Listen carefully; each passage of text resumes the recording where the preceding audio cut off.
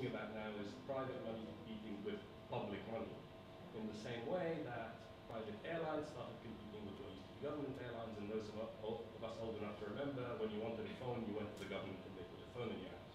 Now we're very used to private phone companies going across borders.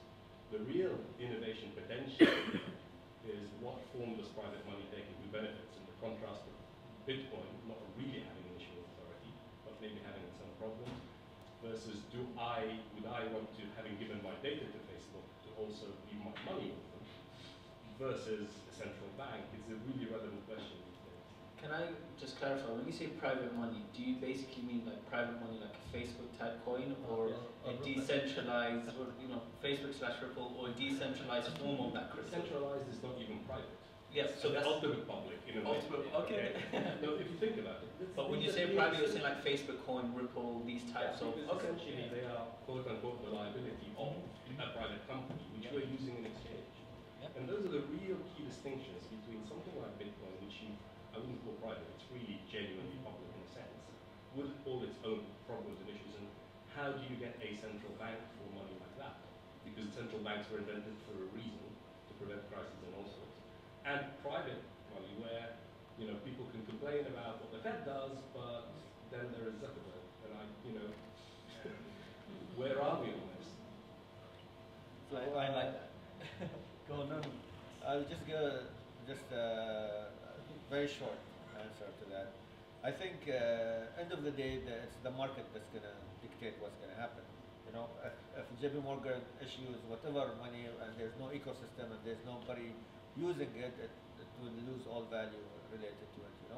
Like you said, it's a huge liability. Also, the risk appetite of the people involved. Like he said, now there are 3 or 4 partners, but if it was more customer facing or ecosystem doesn't make sense, then it will lose all value. But if it was just for transfer of value between known partners, then it will serve as means of electronic exchange, whether it is token or not. Yeah, that's my answer. And I think end of the day, like I said, the economy will prevail, or the economics will. I think if you're acting like a bank, you should be regulated as such. If you are providing facilities, if you are providing loans, then you should be regulated as a bank and have all the requirements that go along with the Basel Convention, AML standards. So one of the most abused areas is point systems, because they are technically money, but not regulated as money. So I do think that in the US, at least, the Federal Reserve will not allow private institutions to walk the way they want to walk unless they follow their own rules. The main reason the US has been able to stay powerful is because of its control over the dollar. That's not something they'll give away lightly. Okay, in the interest of time, I'll move on to the next topic. But of course, please keep the flow of questions coming. The second topic is around the future of adoption, which we touched upon for some cases. But I would like to know, in terms of, we all know what happened to the crypto market, the wipeout, the bloodbath, some of us more than others, but where are we when it comes to technology? Where are we on the Gartner cycle? Have we crossed the path of hype and buzz, and now we're really getting the real use cases out there, or are we still, there's a lot of pump going on, or where are we? So I think the pump that's in the past few days, that's artificial pump. I think everyone agrees. But yeah, we're in the slump now. Technology-wise? Technology-wise, I think there is some momentum, but value-wise, I think we're in the slump right now. But that's not a bad thing, to be honest. It's very healthy. It's a very typical answer. But I think the real projects, the real use cases are coming slowly but surely. I think in the utility token era, where everyone was talking about utility, but nobody was, understanding what utility token is, and no real utility tokens were there. It was a disaster, to be honest, and everybody knew it was a disaster. But they're making money; nobody cares if it's a disaster or not, because the value kept on going up. But of course, everybody knew it was going to come crashing down, but it was only a matter of time. I think it's the same too. Right now, everybody knows it's going to go up, but we don't know how long and how fast. But we know it's going to be than the pump that we had before. There's a very big misconception between crypto market cap, whatever that metric means, and technology progress. So, and I'll tell you as Jibril, we were number 2 or number 3 last month in terms of GitHub commits. One of the top 3 companies in the world in terms of how much development we've done. We have 26 full-time guys, or the guys and girls. For a company of our small size, we're still a startup, to be one of the top GitHub commits is a disaster. If you look at the GitHub of the Ethereum Foundation, which we are building on, the number of commits is insanely poor.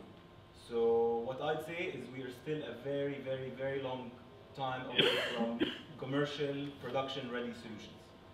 So you think we haven't even hit the real No. we're before maturity at the bottom? No, on the way down still. And yeah, on the way down, we'll bottom out, and then you'll see, in the coming couple of years, you'll see enterprise blockchain adoption. And then once it reaches the mass scale, that could be anywhere from 5 to 10 years down the line. Again, the very famous Bill Gates quote, I think it was Bill Gates, that we always overestimate the effect technology is going to have in the coming 3 years, but we underestimate the effect it will have in 6 years.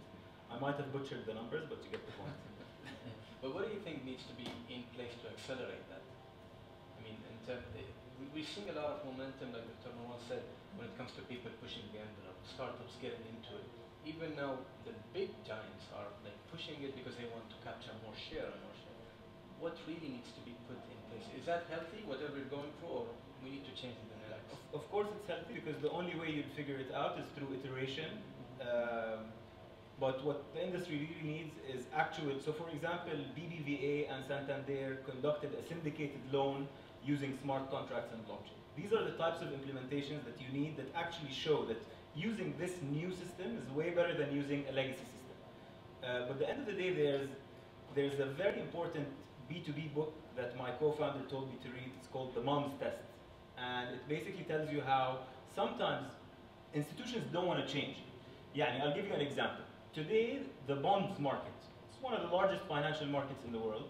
80% of bonds in the United States are still traded over the phone.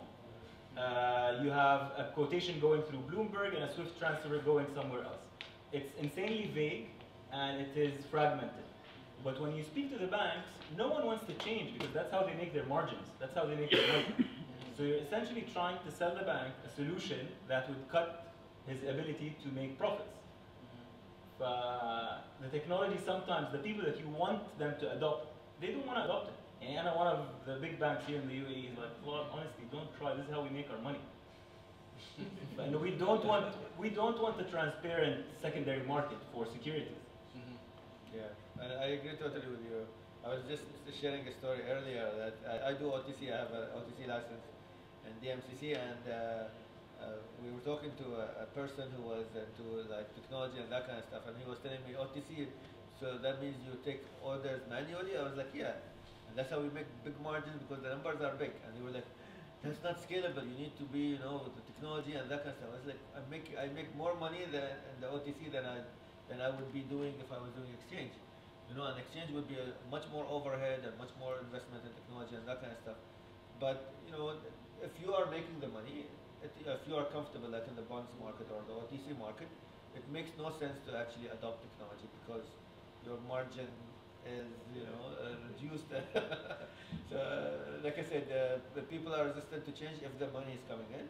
So I totally agree with him. And in some sectors we will not see technology adoption happening very fast, but in other sectors where scale plays a huge role, network effect plays a huge role, this is where you want to really attack and get most of your profits based on the margin you make and the number of transactions and the network effect rather than huge transactions and manual work. Yeah, so to answer your question, let's go back to Amin's point, and we need a killer app. Like that's what we need. I mean, I think I can't remember which VC it was, but there was a VC that redid a huge article about the infrastructure life cycle. They were like, okay, what comes first, the infrastructure layer or the application? And so then they basically showed sort of a trend from the past 100 years in terms of tech developments, and they showed that you need a killer app before you can have before you can have infrastructure. So what that basically means is when the Wright brothers actually went out and made an airplane, you know, they made the airplane, but what was the infrastructure? It was the airports, the runways, and all of that. Right, same thing with phones. You know, you could probably make a call from here to there, but then you need actual sort of towers and everything for that infrastructure to be built out, so it could be built out on a massive scale. So we probably need a refined version of CryptoKitties, maybe Pluto CryptoKitties, I'm not sure. Yeah, but I just feel that we need a killer app that would basically wake the world up in terms of what this could potentially bring. Bitcoin. Yeah, Bitcoin is there, but it still hasn't garnered that same, you know, that it's gaining momentum, but not not everyone's using it or using it on a daily basis.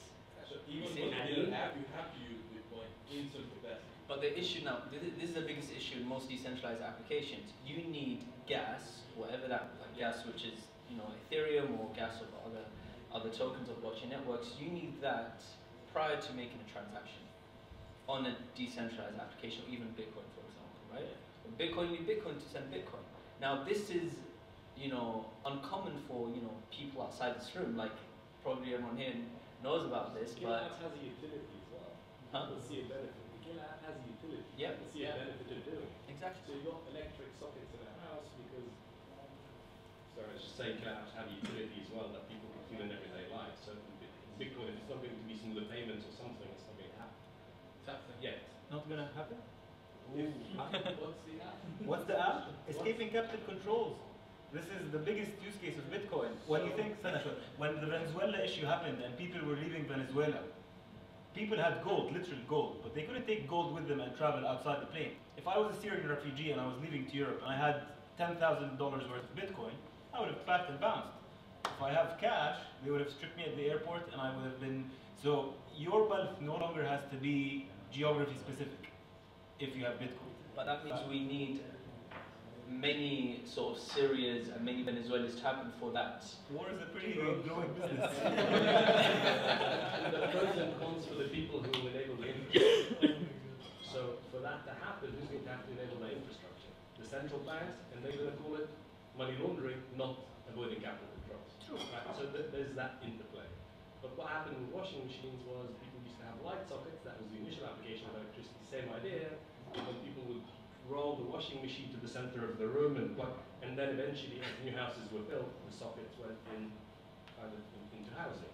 But that's got to be something that gets acceptance as well. So the question always comes back: what other utilities are there? What's the utility for the users that will make it the killer? One personal question. Guys, my name's David. I'm a